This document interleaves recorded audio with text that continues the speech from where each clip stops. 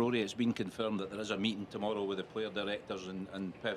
Do you welcome that? Do you think that's a good thing that's going to happen there? Absolutely. I think it should have happened months ago. So I'm glad that it's happening, and hopefully that progresses conversations and gets us closer to a solution.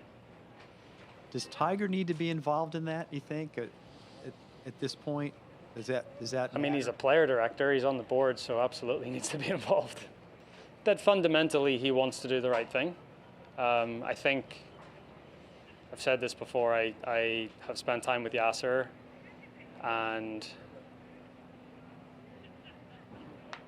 the people that have represented him in LIV, I think, have done him a disservice. So Norman and those guys, I see the two entities, and I actually think there's a really big disconnect between PIF and LIV. I think you've got PIF over here and LIV are sort of out there, sort of doing their own thing.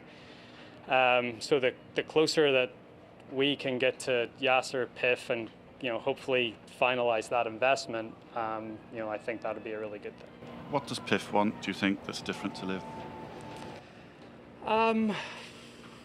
Look, they're a sovereign wealth fund. They want to park money for decades and not worry about it, and they want to invest in smart and secure businesses, and the PGA Tour is definitely one of those, especially if they're looking to invest in sport in some way.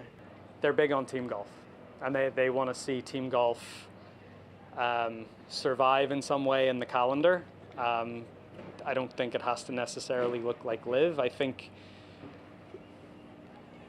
in my mind, you should leave the individual golf, and then you play your team golf on the sort of periphery of that. So, but again, it's going to require patience, right? I mean, people have contracts that live up until 2028, 2029. I don't know if they're going to see that all the way out, but I definitely see LIV,